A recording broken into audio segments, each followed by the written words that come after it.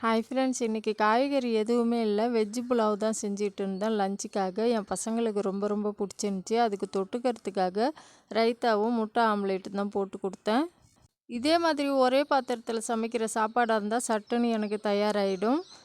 ஒரு பாத்திரத்தில் தேவையான அளவுக்கு எண்ணெய் சேர்த்துக்கலாம். எண்ணெய் சூடானதும் பட்டை, கிராம்பு, ஏலக்காய், கொஞ்சமாக கல்பாசி சேர்த்துக்காங்க. நீல வாக்கில் நறுக்குன வெங்காயத்தை சேர்த்து நல்லா பொன்னிறமாக வதக்கிக்கலாம். எனக்கு டைம் இல்லைன்றதால லைட்டான ப்ரௌன் கலரில் தான் வதக்கினேன். நல்லா வதக்கிட்டு இது கூடவே இஞ்சி பூண்டு பேஸ்ட்டு ஒரு 2.5 ஸ்பூன் அளவுக்கு சேர்த்துக்கிறேன். இஞ்சி பூண்டோட பச்சை வாசனை போனதும் இதில் பச்சை மிளகாய் ஒரு 4 கீறி வச்சுருக்கேன், அதையும் சேர்த்துட்டு நல்லா மிக்ஸ் பண்ணிக்கிறேன். நல்லா வதங்கினது தக்காளி சேர்த்துக்கிறேன். ஒரு 4-5 தக்காளியை நறுக்கி வச்சுருக்கிறேன், அதையும் மசிஞ்சு வர்ற மாதிரி சேர்த்துட்டு இதுக்கு தேவையான அளவுக்கு உப்பு சேர்த்துக்கிறேன் சாதத்துக்கு. இது எல்லாத்தையும் நல்லா வதக்கி விட்ருங்க. வெங்காயம் தக்காளி நல்லா மசிஞ்சு வந்ததும் இதை நல்லா கிளறி விட்ருங்க. எண்ணெய்லாம் பிரிஞ்சு வரும். இந்த ஸ்டேஜில் ஒரு கைப்பிடி அளவுக்கு மல்லித்தழையும் புதினா தழையும் சேர்த்துக்கிறேன். மல்லி புதினா தழை சேர்க்குறதால மணமாக இருக்கும் வாசனையாக. இதை சேர்த்துட்டு நல்லா சுருண்டு வர்ற மாதிரி நல்ல பக்குவத்துக்கு கிளறி விட்ருங்க. இந்த ஸ்டேஜில் நம்ம கிளறும் போது கரம் மசாலாவும் பிரியாணி மசாலாவும் ஒரு அரை ஸ்பூன் சேர்த்து நல்லா மிக்ஸ் பண்ணிவிடுங்க. 1 டம்ளர் அரிசிக்கு 2 டம்ளர் தண்ணீர் என்ற கணக்கில் நான் 3 டம்ளர் அரிசிக்கு 2 டம்ளர் தேங்காய் பால், 4 டம்ளர் தண்ணி என்ற கணக்கில் சேர்த்துக்கிறேன்.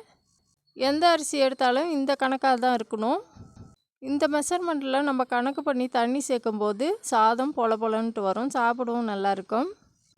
உப்பு பதம் பார்த்துட்டு இதில் அரை கப் அளவுக்கு தயிர் சேர்த்துக்கலாம். தயிரை சேர்த்துட்டு நல்லா மூடி போட்டு கொதிக்க விட்ருங்க. தண்ணி கொதிக்க ஆரம்பித்தாதான் நம்ம டைமுக்கு நம்ம சாப்பாடு நினச்ச நேரத்துக்கு கரெக்டாக வேகும்.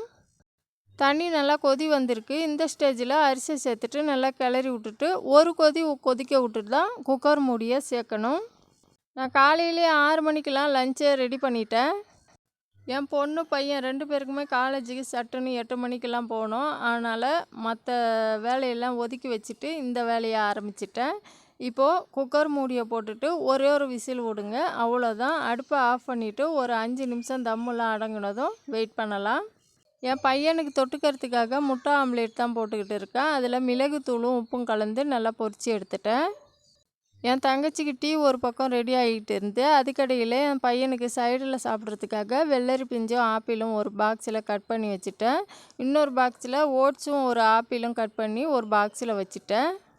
இந்த வேலையெல்லாம் என் பையன் தான் செஞ்சுக்கிட்டு இருந்தான். இன்றைக்கி அவனுக்கு வேலை இருக்கிறதால என்ன செய்ய சொன்னான், அதனால் சைடில் ஒரு வீடியோ போட்டேன் இதை பற்றி.